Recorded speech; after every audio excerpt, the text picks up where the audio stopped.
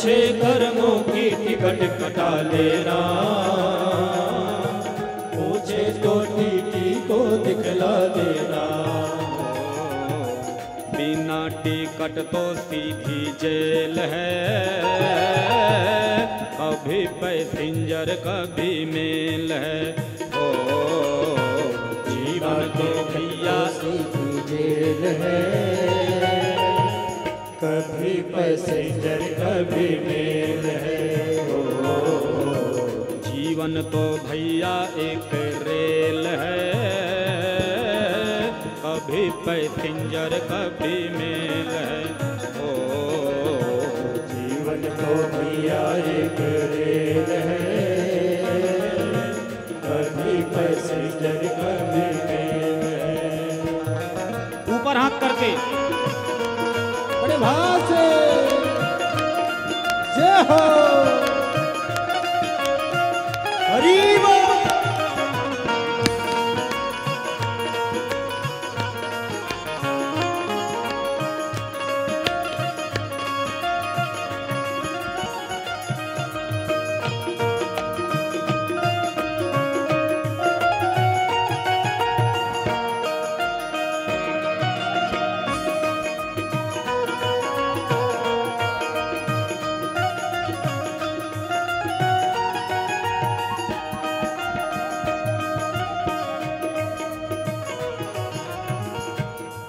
रिश्ते भी बनते और बिगड़ते हैं, यात्री जो चढ़ते और उतरते हैं। ओ रिश्ते भी बनते और बिगड़ते हैं, यात्री जो चढ़ते और उतरते हैं। प्रभु के सिग्नल का ये खेल है, कभी पैसेंजर कभी मेल है। ओ ये प्रभु के सिग्नल का ये खेल है, कभी पैसेंजर कभी मेल है। ओ जीवन तो भैया एक रेल है, कभी पैसेंजर कभी मेल है। ओ जीवन तो भैया एक रेल है, कभी पैसेंजर कभी मेल है। ओ जीवन तो भैया एक रेल है, कभी पैसेंजर कभी मेल है। मेरे साथ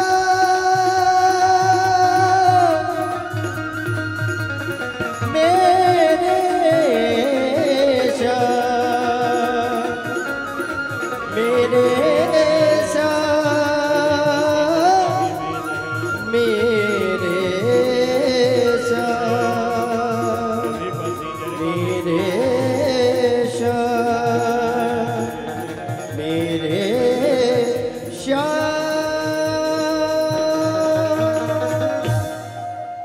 बोलो भक्त वत्सल भगवान की जय हो। अरे जीवन तो भैया एक रेल है, कभी पैसेंजर कभी मेल है। हो जीवन तो भैया एक रेल है, कभी पैसेंजर कभी मेल है। हो एक रेल है, कभी पैसेंजर कभी मेल है। तो ऐसा दिव्य वर्णन करते हैं। जुड़े तार से तार, ऐसा कोई संत मिले तो नारायण प्रेम से बोलो ना जय श्री कृष्णा। इस प्रकार से परीक्षित को सुनाया और कहा सुखदेव जी ने किसी भी प्रकार से मन लगे गोविंद के चरणों में, बस यही मूल प्रयोजन है मृत्यु से अभय दान लेने का। परीक्षित ने कहा गुरुजी आपने कई बार भागवत के अंदर दीन बंधु नाम से पुकारा है कृष्ण जी को, कोई ऐसा दीनहीन बंधु है जिसके ऊपर प्रभु ने दीनता की हो, दया दिखाई हो? बोले आहा, परीक्षित कितना अच्छा प्रश्न किया तुमने। बोले कृष्ण के बचपन के एक सखा थे, नाम था सुदामा। बड़ी पावन कथा है, आओ मैं सुनाऊं। बोले कृष्णस्यासीत् सखा कश्चित् ब्राह्मणो ब्रह्मवित्तमः विरक्त इंद्रियार्थेषु प्रशांतात्मा जितेन्द्रियः। बचपन के एक सखा थे सुदामा कृष्ण के। ये गुरुकुल में साथ से ही इनकी मित्रता हुई थी। अच्छा, लोगों को एक भ्रांति हो गई है कि सुदामा दरिद्री थे। मुझे लगता है ये भ्रांति को खत्म करना चाहिए। सुदामा बिल्कुल दरिद्री नहीं थे। अच्छा, दरिद्रता को गरीबी से नहीं जोड़ना चाहिए। ऐसे ऐसे साधु संत महापुरुष होते हैं जिनके यहाँ फूटी कौड़ी नहीं होती, न आश्रम है, न गाड़ी है, न बंगला है, न चलने को सवारी है। वो गरीब तो हैं धन से, लेकिन तपस्या से परम तेजस्वी होते हैं वो। और दरिद्री तो वो होता है सब कुछ होने के बावजूद भी इसका भी मिल जाए, उसका भी मिल जाए, उसका भी मिल जाए, वो दरिद्री हो सकता है। लेकिन सुदामा के मन में तो कभी कोई ऐसी इच्छा नहीं रहती। अगर ऐसा कुछ होता तो सुदामा जी के लिए प्रथम श्लोक में जितने विश्लेषण प्रयुक्त किए हैं श्री सुखदेव जी ने, और सुखदेव जैसा वक्ता जो एकदम जो सीधी और सत्य बात है उसी को बोल देते हैं। कहते हैं बचपन का एक सखा था कृष्ण, कश्चित ब्राह्मणो ब्रह्मवित्तमः। सुदामा जी ने तो यहां सुदामा जी का नाम भी नहीं लिया सुखदेव जी ने। ऐसा महान श्रेष्ठ व्यक्ति जिसका व्यक्तित्व हो वो दरिद्र तो नहीं हो सकता, गरीब भले हो सकता है।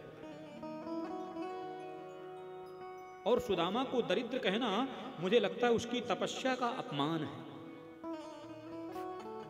क्योंकि यदि सुदामा दरिद्र होते तो जितने विश्लेषण सुखदेव जी ने दिए हैं वो कभी लगाते ना।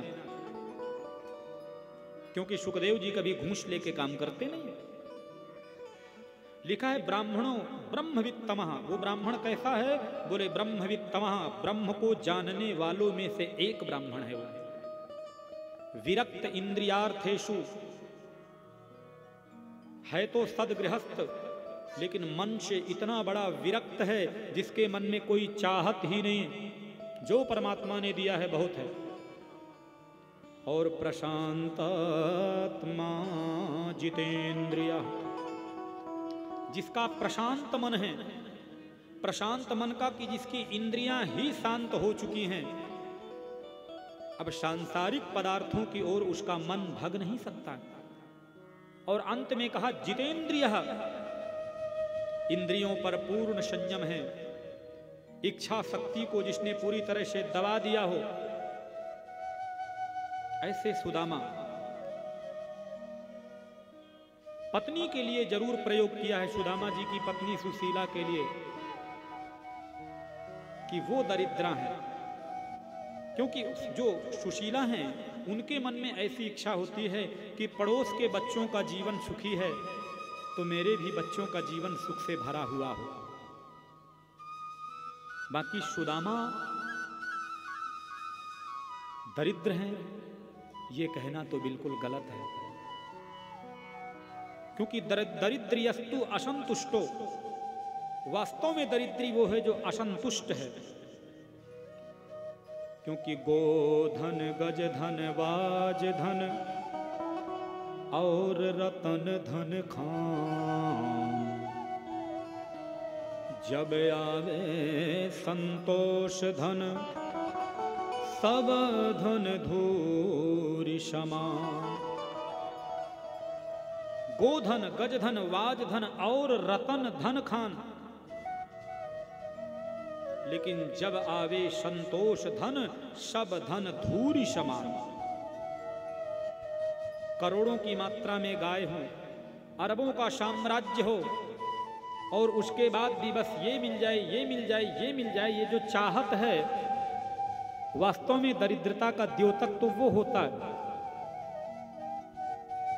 और सुदामा जी के मन में तो कभी कोई ऐसी इच्छा नहीं है, क्योंकि जब आवे संतोष धन सब धन धूरि समान।